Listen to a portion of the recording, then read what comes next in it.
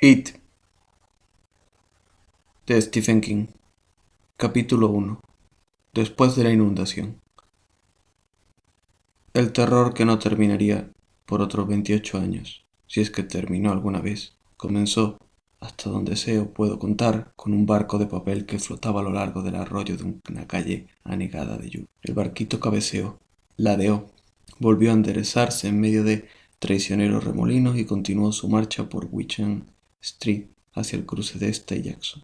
El semáforo de la esquina estaba a oscuras y también todas las casas en aquella tarde de otoño de 1957. Llovía sin cesar desde hacía una semana y 2 días atrás había llegado los vientos. Desde entonces, la mayor parte de Derry había quedado sin corriente eléctrica y aún seguía así. Un chiquillo de impermeable amarillo y botas rojas seguía alegremente al barco de papel. La lluvia no había cesado, pero al fin estaba amainando. Caía sobre la capucha amarilla del impermeable y a oídos del niño sonaba como lluvia sobre el tejado de un cobertizo. Un sonido reconfortante, casi acogedor. El niño se llamaba Georgie Denbrough. Tenía 6 años. William, su hermano, a quien los niños de la escuela primaria de Derry conocían como Bill el Tartaja, estaba en su casa recuperándose de una aguda gripe. En este otoño de 1957, 8 meses antes de que comenzasen realmente los horrores y 28 años antes de que el desenlace final, Bill el Tartaja tenía 10 años. El barquito junto al cual corría Georgie era obra de Bill. Lo había hecho sentado en su cama, con las espaldas apoyadas en un montón de almohadas, mientras la madre tocaba para Elisa en el piano de la sala y la lluvia batía monótonamente la ventana de su habitación. A un tercio de manzana, camino del semáforo apagado, Whitman Street estaba cerrada al tráfico por varios toneles de brea y 4 caballetes color naranja en los que se leía Ayuntamiento de Derry, Departamento de Obras Públicas. Tras ellos, la lluvia había desbordado alcantarillas atascadas con ramas, piedras y cúmulos de pegajosas hojas otoñales. El agua había horadado el pavimento al principio y arrancado luego grandes trozos. Hacia el mediodía del cuarto día de lluvia, algunos trozos de pavimento eran arrastrados por la intersección de Jackson y Whitman, como témpanos de hielo en miniatura. Muchos habitantes de Derry habían empezado por entonces a hacer chistes nerviosos sobre el arca. El Departamento de Obras Públicas se la había arreglado para mantener abierta Jackson Street, pero Whitman estaba intransitable después de la barrera hasta el centro mismo de la ciudad. Todos estaban de acuerdo, sin embargo, en que lo peor había pasado. El río Kenduskeag había crecido casi hasta sus márgenes en los cereales y pocos centímetros por debajo de los muros de cemento del canal que le conducía por el centro de la ciudad. En estos momentos, un grupo de hombres, entre ellos Zack Denbrough, el padre de Georgie, y Bill, estaban retirando los sacos de arena que habían lanzado el día anterior con aterrorizada prisa. Un día antes, la inundación y costoso daño parecían casi inevitables.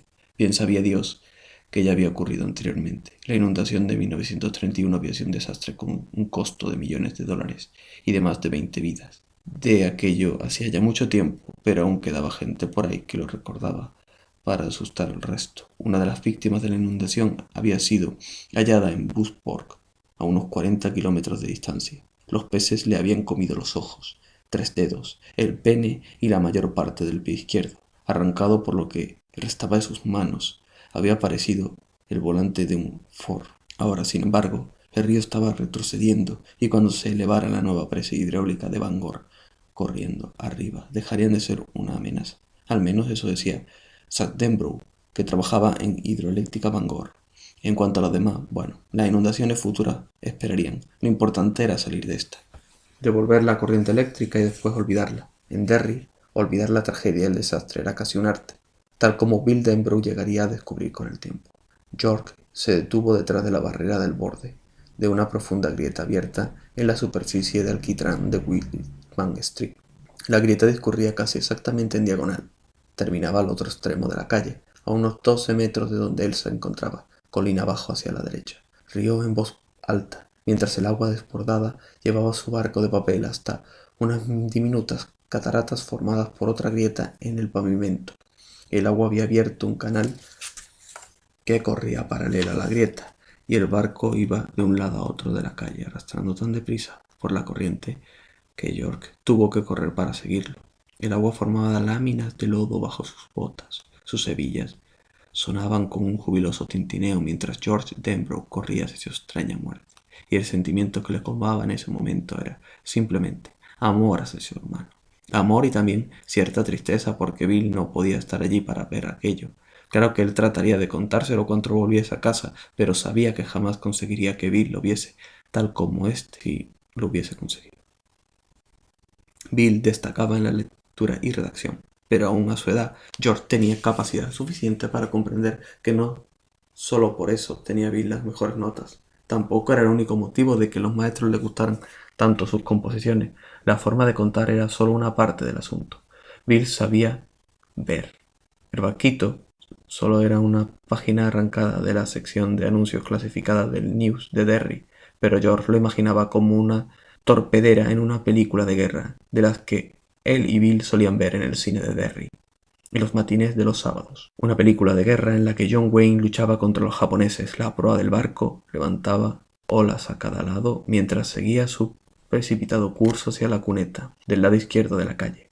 En ese punto, un nuevo arroyuelo corría sobre la grieta abierta en el pavimento creando un remolino bastante grande.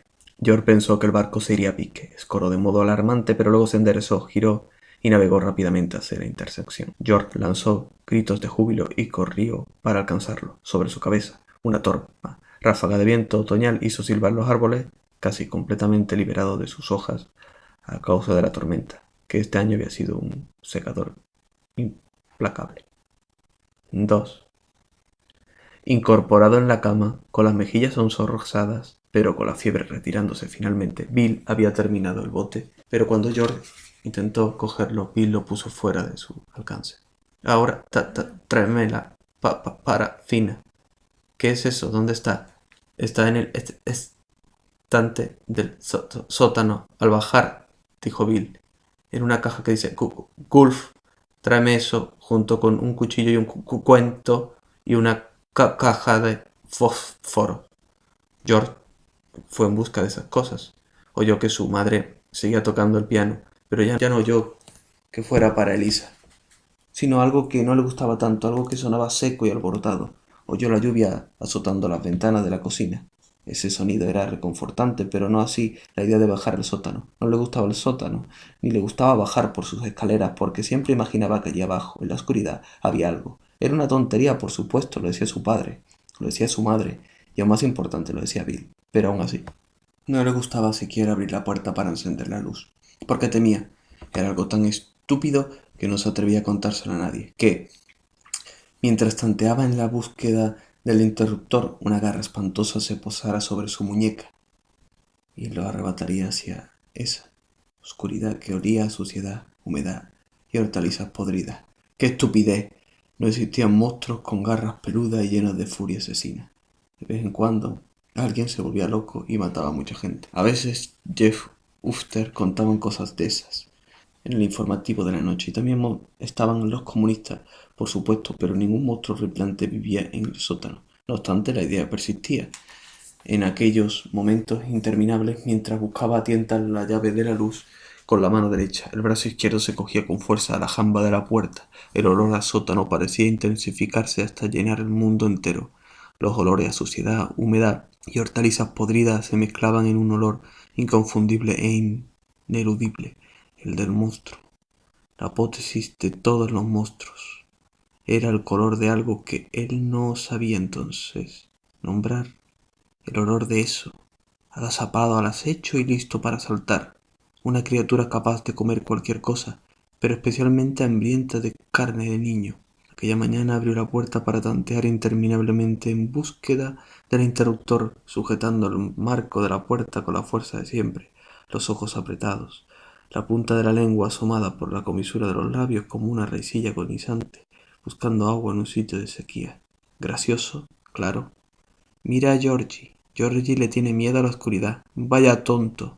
El sonido del piano llegaba desde lo que su madre llamaba sala de estar y su madre sala de visitas. Sonaba música de otro mundo, lejana, como deben de sonar las conversaciones y risas de una playa, abarrotada al nadador exhausto que lucha contra la corriente. Sus dedos encontraron el interruptor. Lo accionaron y nada. No había luz. Maldita sea. La corriente eléctrica. George retiró el brazo como de un cesto lleno de serpientes. Retrocedió desde la puerta abierta, el corazón palpitante. No había corriente, por supuesto. Había olvidado que la corriente estaba cortada. ¿Y ahora qué? Decirle a Vic que no podía llevarle la caja de parafina porque no había luz y tenía miedo de que algo le cogiese en la escalera del sótano. Algo que no era comunista ni un asesino loco, sino una criatura mucho peor. Algo que simplemente deslizaría una parte de su maligno ser entre los peldaños para cogerle por el tobillo. Sonaría ridículo. Otros podrían reírse de esas fantasías, pero Bill no se reiría. Bill se pondría furioso. Bill diría: a ver si creces, Georgie. ¿Quieres este barquito o no? Como si le leyera el pensamiento, Bill gritó desde el dormitorio: ¡te has muerto allí, abajo, Georgie! No, ya lo veo, Bill, respondió George, y se frotó los brazos para que desapareciese la delatora carne de gallina. Solo me he entretenido en tomar un poco de agua. Bueno, pues date prisa. Apenas George bajó los 4 escalones que faltaban para llegar al estante del sótano, el corazón martillándole en su garganta, el vello de la nuca erizado, los ojos ardiendo, las manos heladas y la seguridad de que en cualquier momento la puerta del sótano se cerraría dejándola oscura y entonces se oiría a eso, algo peor que todos los comunistas y los asesinos del mundo, peor que los japoneses, peor que Attila el Uno, peor que los seres de 100 películas de terror.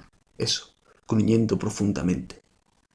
George oía el gruñido en esos segundos demenciales antes de que eso se abalanzase sobre él y le despanzurrara las entrañas. A causa de la inundación, el hedor del sótano estaba peor que nunca. La casa se había salvado por encontrarse la parte alta de Wisha Street cerca de la cima de la colina, pero abajo aún seguía el agua estancada que se había filtrado por los cimientos de piedra. El olor era terroso y desagradable. George examinó los chismes del estante tan rápidamente como pudo. Latas viejas de betún kiwi y trapos para limpiar zapatos, una lámpara de queroseno rota, 2 botellas de limpia cristales Winston, casi vacía, una vieja lata de cera Turtle. Por alguna razón esa lata le impresionó y contempló la tortuga de la tapa, con perplejidad hipnótica. La apartó luego hacia atrás y allí estaba, por fin, una caja cuadrada con la inscripción Gulf. George corrió escaleras arriba tan rápido como pudo, dándose cuenta de que llevaba salidos los faldones de la camisa, y de esos faldones serían su perdición. La cosa del sótano le permitiría llegar casi hasta arriba y entonces le cogería por el faldón de la camisa y tiraría hacia atrás y... Llegó a la cocina y cerró la puerta de un portazo. George se apoyó contra ella con los ojos cerrados, la frente y los brazos cubiertos de sudor, sosteniendo la caja de parafina en una mano. Oyó la voz de su madre. George, ¿podrías golpear la puerta un poco más la próxima vez? Incluso podría romper los platos del aparador. Disculpa, mamá. George. Soy inútil, llamó Bill desde su dormitorio con entonación grave para que la madre no le oyese. George rió. El miedo había desaparecido, se había desprendido de él tan fácilmente como una pesadilla se desprende del hombre que despierta con la piel fría y el aliento agitado, palpándose el cuerpo y mirando alrededor para asegurarse de que nada ha ocurrido en realidad. Olvida la mitad cuando sus pies tocan el suelo, la 3/4 parte cuando sale de la ducha y comienza a secarse con la toalla, y la totalidad cuando termina el desayuno. Desaparecido por completo. Hasta la próxima vez, cuando el puño de la pesadilla, todos los miedos volverán a recordarse. Esa tortuga, pensó George, acercándose al cajón donde se guardaban los fósforos. ¿Dónde he visto una tortuga así? Pero no lo recordó. Sacó una caja de cerillas del cajón, un cuchillo del escurridor, sosteniendo el filo lejos de su cuerpo, como le había enseñado su madre, y un pequeño bol del aparador. Luego volvió al cuarto de Bill. Eres un inepto, Georgie, dijo Bill cordialmente mientras apartaba las cosas que había en su mesilla de noche: un vaso vacío, una jarra de agua, Kleenex, libros y un frasco de Vicks Vaporub, cuyo olor Bill asociaría toda su vida a pecho flemoso y narices tapadas. También estaba allí la vieja radio Pilco, pero no emitía ni a Chopin ni a Bach, sino una canción de Little Richard, aunque muy bajito. Tan bajito que Little Richard perdía toda su cruda y elemental potencia. La madre, que había estudiado piano en Juilliard detestaba el rock and roll. Más que detestarlo, lo abominaba. No soy ningún inepto, dijo Georgie, sentándose en el borde de la cama y poniendo en la mesa las cosas que había traído. Sí lo eres, dijo Bill. No eres otra cosa que un inepto de culo gordo, negro y asqueroso. George trató de imaginar a un chico que solo fuese un culo con piernas y comenzó a reírse. Tienes un culo más grande que Augusta, dijo Bill también riendo. Tu culo es más grande que todo el estado, replicó George, lo que les hizo desternillarse de risa durante casi 2 minutos. Sigue una conversación en susurro, de las que tienen muy poco significado para quien no sea un niño pequeño. Acusaciones sobre quién tenía el culo más grande, quién tenía el orificio más negro, etc.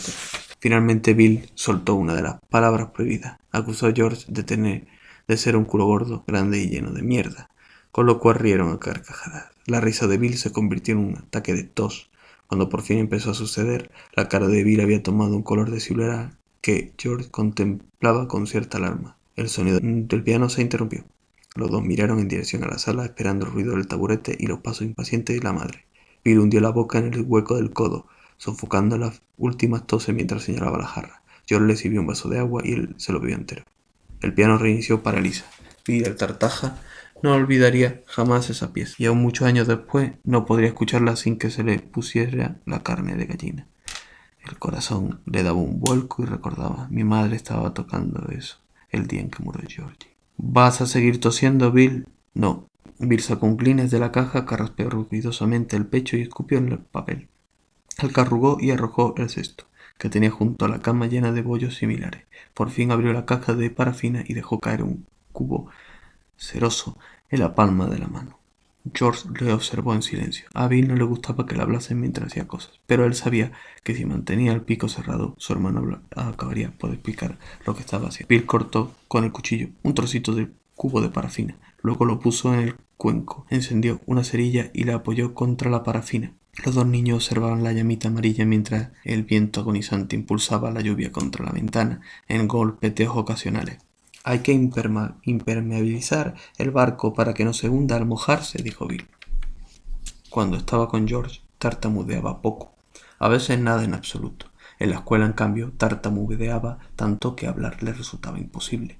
Los maestros miraban hacia otra parte, mientras Bill se aferraba a los lados de su pupitre con la cara casi roja, como el pelo, y los ojos entrecerrados, tratando de arrancarle alguna palabra a su terca garganta. Casi siempre la palabra surgía, pero a veces simplemente se negaba. Y a los 3 años le habría sido atropellado por un coche y arrojado contra la pared de un edificio. Había estado inconsciente durante 7 horas. Su madre decía que ese accidente le había provocado la tartamudez. A veces George tenía la sensación de que su padre y el propio Bill no estaban tan seguros. El trozo de parafina se había derretido casi completamente en el cuenco. La llama de la cerilla se apagó. Bill hundió el dedo en el líquido y lo sacó bruscamente con un leve silbido. Luego miró a George con una sonrisa de disculpa. «Quema», dijo. Pocos segundos después hundió otra vez el dedo y comenzó a untar de cera el barco de papel. El material se secó rápidamente formando una película lechosa. «¿Puedo poner un poco?», preguntó George. «De acuerdo, pero no manches las mantas si no quieres que mamá te mate». George hundió un dedo en la parafina, que aún estaba muy caliente, pero ya no quemaba, y comenzó a hundir el otro lado del barco. «No pongas tanto culo sucio», dijo Bill. «¿Quieres que se hunda en el viaje inaugural?» «Perdona». George terminó de untar la parafina y luego sostuvo el barco en la mano. Estaba un poco más pesado, pero no mucho. «Guau», exclamó. «Voy a salir para hacerlo navegar». «Sí, ve», dijo Bill. De pronto parecía cansado y no muy bien. «Me gustaría que vinieras», dijo George. Le hubiese gustado de veras. Bill a veces se ponía mandón al cabo de un rato, pero siempre tenía ideas estupendas. «En realidad el barco es tuyo». «A mí también me gustaría ir», dijo Bill sombrío. «Ya», George cambió el peso del cuerpo de un pie a otro, con el barco en la mano. «Ponte el impermeable y las botas», advirtió el mayor, «si no quieres pescar una gripe como la mía». «Casi seguro que la pescas de todos modos por mí, Gérmenes». «Gracias, Bill. Es un barco muy bonito». Y entonces hizo algo que no había hecho hacía tiempo, algo que Bill jamás olvidaría. Besó a su hermano en la mejilla. «Ahora sí lo vas a pescar, culo sucio», dijo Bill, más animado. Sonrió. «Y guardo estas cosas. Si no, a mamá le dará un ataque». «Está bien». George le recogió todo y cruzó la habitación con el bote precariamente encaramado a la caja de parafina que iba dentro del bol. George se volvió para mirar a su hermano. Ten cuidado. Descuida, frunció el entrecejo. Esa era algo que decían los madres, no los hermanos mayores. Resultaba tan extraño como haberle dado un beso a Bill. Y salió. Bill jamás volvió a verlo. 3. Y allí estaba, persiguiendo su barco de papel por el lado izquierdo de Wisman Street. Corría deprisa, pero el agua le ganaba y el barquito estaba sacando ventaja. Oyó un rugido y vio cómo, 50 metros más adelante, colina abajo, el agua de la cuneta se precipitaba en una boca de tormenta que aún continuaba abierta. Era un largo semicírculo abierto en el bordillo de la acera, y mientras George miraba, una rama desgarrada, con la corteza oscura y reluciente, se hundió en aquella fauce. Pendió por un momento y luego se deslizó hacia el interior. Hacia allí se encaminó su barco. ¡Mierda!, chilló horrorizado. Forzó el paso y por un momento pareció que iba a alcanzarlo. Pero George resbaló y cayó despatarrado, con un grito de dolor. Desde su nueva perspectiva, a la altura del pavimento, vio que el barco giraba en redondo 2 veces, atrapado en otro remolino, antes de desaparecer. ¡Mierda y mierda!, volvió a chillar, golpeteando el pavimento con el puño. Eso también le dolió y se echó a sollozar. ¡Qué manera tan estúpida de perder el barco! Se dirigió hacia la boca de tormenta y se dejó caer de rodillas para mirar el interior. El agua hacía un ruido hueco al caer en la oscuridad. Ese sonido le dio escalofrío. Hacía pensar en... ¿Eh? Exclamó de pronto y retrocedió. Allí dentro había unos ojos amarillos. Ese tipo de ojos que él siempre imaginaba, sin verlos nunca, en la oscuridad del sótano. Es un animal, pensó. Eso es todo, un animal, a lo mejor un gato, que quedó atrapado. De todos modos, estaba por echar a correr a causa del espanto que le produjeron aquellos ojos amarillos y brillantes. Sintió la áspera superficie del pavimento bajo los dedos y el agua fría que corría alrededor. Se vio a sí mismo levantándose y retrocediendo, y fue entonces cuando una voz razonable y bastante simpática, le habló desde dentro de la boca de la tormenta. «Hola, George». George parpadeó y volvió a mirar. Apenas daba crédito a lo que veía. Era algo sacado de un cuento o de una película donde uno sabe que los animales hablan y bailan. Si hubiera tenido 10 años más, no habría querido lo que estaba viendo. Pero no tenía 16 años, sino 6. En la boca de tormenta había un payaso. La luz era suficiente para que George Denbrough estuviese seguro de que lo que veía era un payaso, como en el circo o en la tele. Parecía una mezcla de Bozo y Clarabel, el que hablaba haciendo sonar una bocina en el Howdy Dowdy los sábados por la mañana. Buffalo Bull era el único que entendía Clarabel, y eso siempre hacía reír a George. La cara del payaso metida en la boca de tormenta era blanca. Tenía cómicos mechones de pelo rojo a cada lado de la calva y una gran sonrisa de payaso pintada alrededor de la boca. Si George hubiese vivido años después, habría pensado en Ronald McDonald antes que en Bozo o en Clarabel. El payaso sostenía en una mano un manojo de globos de colores, como tentadora o fruta madura. En la otra el barquito de papel de George. ¿Quieres tu barquito, George? El payaso sonreía. George también sonrió, sin poder evitarlo. Sí, lo quiero. El payaso se echó a reír. Así me gusta. ¿Y un globo? ¿Quieres un globo? Bueno, sí, por supuesto, alargó la mano, pero inmediatamente la retiró. No debo coger nada que me ofrezca un desconocido, lo dice mi papá. Y tu papá tiene mucha razón, replicó el payaso sonriendo. George se preguntó cómo podía haber creído que sus ojos eran amarillos, si eran de un azul brillante como los de su mamá y de Bill. Muchísima razón, ya lo creo. Por lo tanto voy a presentarme. George. Soy el señor Bob Gray, también conocido como Pennywise el payaso. Pennywise, te presento a George Denbrough. George, te presento a Pennywise. Ahora ya nos conocemos. Yo no soy un desconocido y tú tampoco, ¿correcto? George soltó una risita. Correcto, volvió a estirar la mano y a retirarla. ¿Cómo te has metido ahí dentro? La tormenta me trajo volando, dijo Pennywise el payaso. Se llevó todo el circo.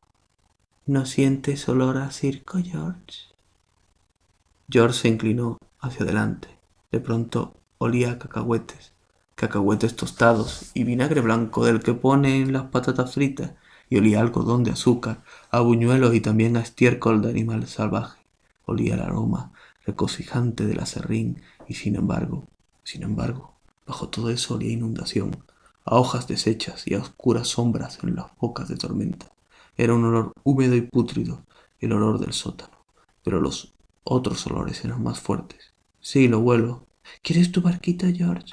Te lo pregunto otra vez porque no pareces desearlo mucho. Y se lo enseñó, sonriendo. Llevaba un traje de seda abolsado con grandes botones color naranja, una corbata brillante de color azul eléctrico. Le caía por la pechera. Eran las manos llevadas grandes guantes blancos como el Mickey o Donald. Sí, claro, dijo George, mirando al interior de la boca de tormenta. ¿Y un globo? ¿Los tengo rojos, verdes, amarillos, azules? ¿Flotan? ¿Que si flotan? La sonrisa del payaso se acentuó. Oh, sí, claro que sí. ¿Flotan?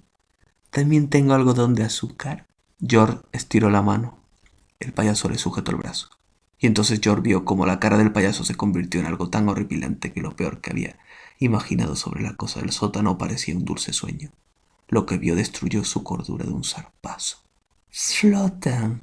Croó la cosa de la alcantarilla, con una voz que reía como entre coágulos. Sujetaba el brazo de George con su puño grueso y acusanado. Tiró de él hacia aquella horrible oscuridad, por donde el agua corría y rugía y aullaba, llevando hacia el mar los desechos de la tormenta.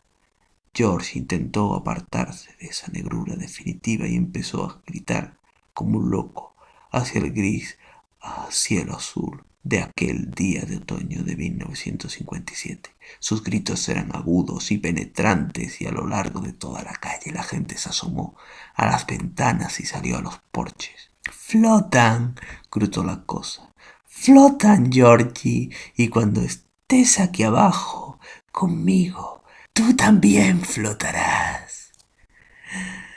El hombro de George chocó contra el bordillo. Dave Gatherden, que ese día no había ido a trabajar al show boat, debido a la inundación vio solo a un niño de impermeable amarillo, un niño que gritaba y se retorcía en el arroyo, mientras el agua lodosa le corría sobre la cara haciendo que sus alaridos sonaran burbujeantes. Allá abajo todo flota, susurró aquella voz nauseabunda, riendo, y de pronto sonó un desgarro y hubo un destello de agonía, y George Denbrough dejó de existir.